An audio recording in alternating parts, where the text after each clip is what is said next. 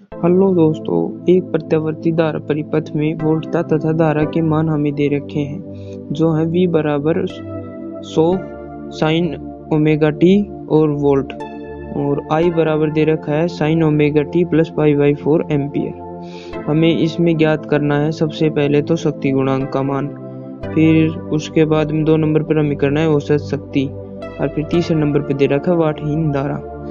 इसको ज्ञात करने के लिए हमें सब पहले तो अपने जो मान दे रखे हैं उनको लिखते हैं। तो हमें V का मान दे रखा है, पहले तो वो लिखेंगे। तो V बराबर 100 साइन ओमेगा टी इंटू ये वो वोल्ट दे रखा है, जो उसका मात्रक है वो दे रखा है विभवांतर का।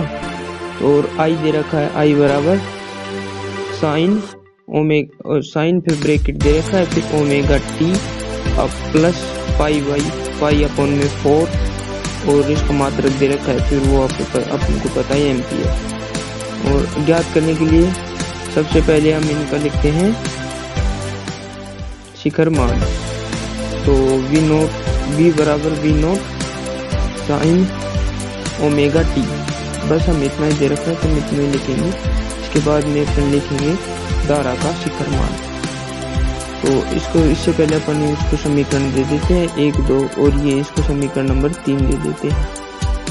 अब अपन को लिखना धारा का शिखर मान I बराबर I0 sign omega T, I0 sign omega t plus 5, क्योंकि हमें दे रखा है 5 का मान ऊपर और एम्पियर इसको लिख रहे हम दे देते समीकरण नंबर 4।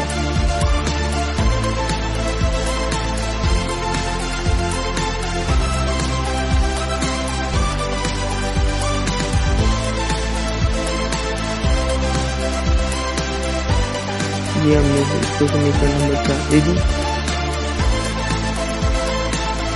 इसके बाद देखते हैं इनमें क्या कौन से का क्या क्या करना है।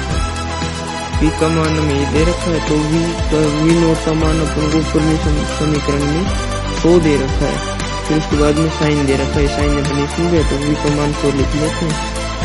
फिर उसके बाद में साइन ओमेगा टी को दे रखा है आगे। अब अपन लेते हैं I का मान, तो इसमें साइन दे रखा है, I0 का मान नहीं दे रखा और रखा है, तो अपन I0 का मान 1 रख लेते हैं, क्योंकि दे नहीं रखा है इसमें, तो 1 रखते हैं। और अब इसके बाद में I0 पाई का मान दे रखा है हमें π/4, तो फाई का मान रख लेते हैं। अब तो फाई का मान हमने रखा π/4।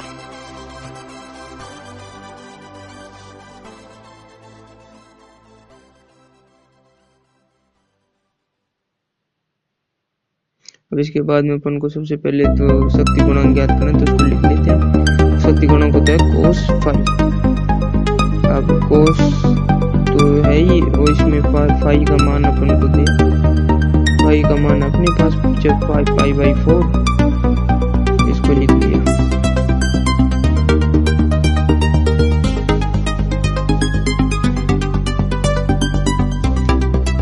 cos π/4 मतलब वो cos 45 डिग्री, cos 45 का मान होता है 1/2। शक्ति गुणांक का अपने पास आ गया 1/2। अब इसको करते थे ब्रैकेट में बंद, क्यों उसको अपने पास ये एक मान आ ही गया। अब इसके बाद देखते हैं सेकंड नंबर क्या है। सेकंड शक्ति को करते हैं। तो दोस्तों हम लिख लेते हैं, हम यहाँ पे औसत शक्ति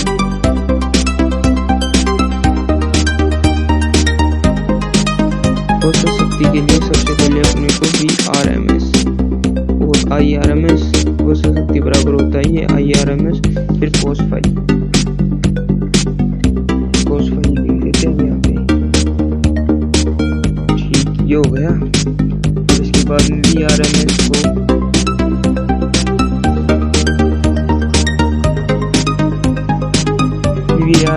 को अपन लिखते हैं V0 बटे रूट IRMS लिखते हैं I0 बटे रूट cos फाई का मान दे रखा है, पर अभी नहीं लिखेंगे, उसके बाद में लिखेंगे, पहले इनको कर लेते हैं। अब ये V0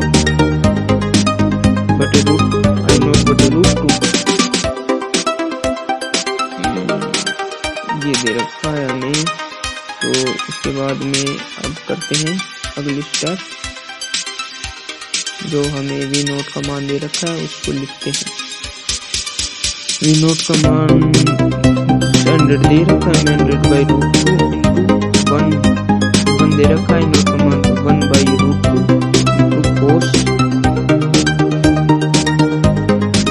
पाई का मान हमें दे रखा है पाई/2 को लिख देते हैं। साथ के साथ इसके पाई/4 है, सॉरी पाई/4 सो और फिर √2 हो गया कोस पाई/4 को का मान 1/2 तो वो लिख लिया हमने। 2 से 100 को काटते तो 50, फिर इसको 50/2 तो 2 का भाग 50 मिलेगा तो 25 आ गया। तो हमारे पास औसत शक्ति का मान आ गया 25, जिसको हम वाट, इसका शक्ति का मात्रक होता है वाट, इसको हमने लिख दिया। अब इसको औसत शक्ति, अब इसको ब्रैकेट में बंद कर लेते हैं। ये भी इम्पोर्टेंट है जो इसमें पूछा गया है। अब तीसरी स्टेप पर है वाटहीन धारा। वाटहीन धारा के लिए हम तीसरी स्टेप करते हैं। पहले तो इसको लिखते हैं वाटहीन धारा।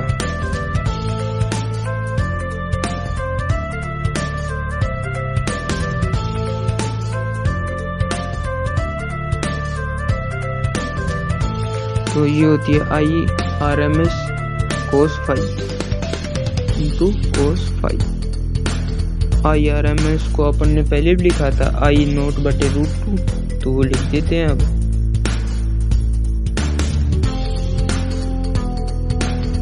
और cos phi का phi, अब I0 का मान हमें दे रखा है 1/√2,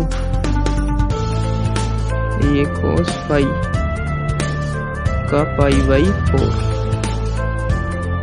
और cos पाई/4 होता है 1/2, तो 1/√2 cos पाई/4 को 1/2 लिख लेते हैं। अब इसको लिखने के बाद इसको सोल्व करते हैं तो मेरे पास आता है 1/2√2। ये इसका आंसर आ गया। अब इसको आगे सोल्व करेंगे तो 0.35 आ गया। ये हमारे पास आ गई वाटहीन धारा। वाटहीन धारा का मान अपने पास आ गया जो कि सवाल में पूछ रखा था, और इसका मात्रक हम लिखेंगे एम्पियर, क्योंकि धारा का मात्रक एम्पियर होता है। अब इसको ब्रैकेट में बंद कर लेते हैं जैसे कि हमने सबको किया था उसी प्रकार।